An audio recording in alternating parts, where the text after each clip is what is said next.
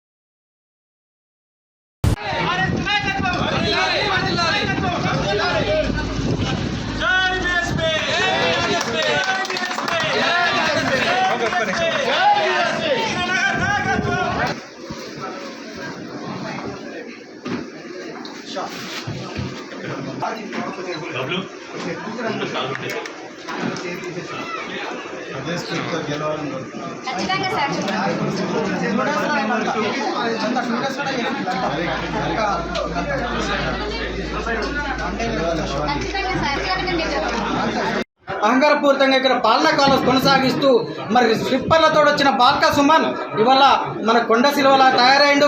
ఈ అందరినీ కాదని మరొక అనకొండ వచ్చి కబ్జా చేసి ఈ ప్రాంతాన్ని దోపిడీ చేసుకొని కోట్లు గడించాలని చెప్పేసి ఇవాళ కాంగ్రెస్ పార్టీ నుండి వివేక్ వచ్చాడు. వీళ్ళందరినీ మించిన వీళ్ళందరిచ్చిన బాహుబలి మనకి ఇలా ఆర్ఎస్ ప్రవీణ్ కుమార్ ఉన్నాడు. కాబట్టి నేను ఇది బలంగా నమ్మి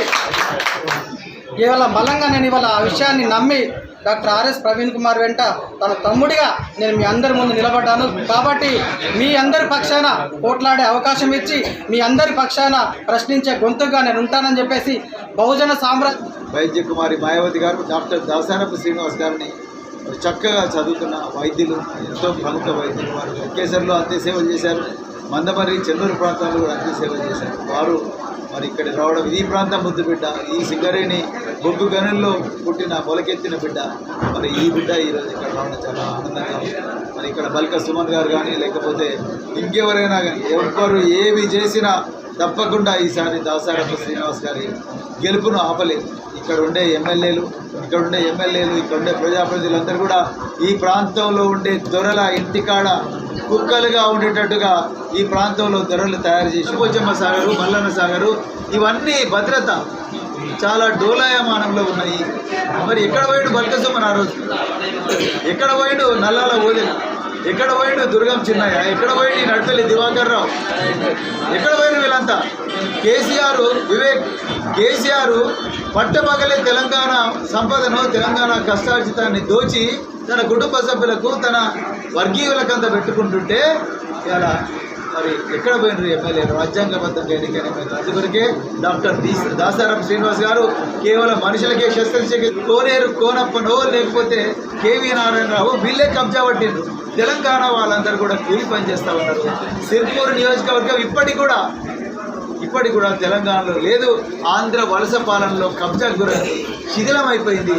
దాన్ని విముక్తి చేయాల్సిన అవసరం తెలంగాణ ప్రజలకు ఉన్నది. నేను 10వ తారీఖు నాడు నామినేషన్ ఇస్తున్నాను. శ్రీనివాస్ గారు వేస్తున్నారు, మరి నేను 10వ తారీఖు నాడు నామినేషన్ ఇస్తున్నా. ఇది మేము వేస్తున్న నామినేషన్ కాదు, మొత్తం తెలంగాణ ప్రజలు కేసీఆర్ దుష్ట పాలనకి వ్యతిరేకంగా వేస్తున్న నామినేషన్. కోనేరు కోనప్ప ఇక్కడ ఉండే మరి మిగతా దొరలు ఎవరైతే ఉన్నారో వాళ్ళందరికీ వ్యతిరేకంగా వేస్తున్న నామినేషన్ అది దొరల పాలన పోవాలి, కేసీఆర్ హటావో తెలంగాణకు బచావో అన్న ఒక నినాదంతో మరి వేస్తున్న నామినేషన్. అందుకని ఈరోజు దాసరపు శ్రీనివాస్ గారు నేను ఆ దోపిడీ పార్టీల వైపు పోను, ఆ కాంగ్రెస్, బీఆర్ఎస్, బీజేపీలు వాళ్ళ వైపు పోను, నేను బహుజన్ సమాజ్ పార్టీ వైపు ఉంటా. బహుజన్ సమాజ్ పార్టీ మాత్రమే ఈ మంచిర్యాల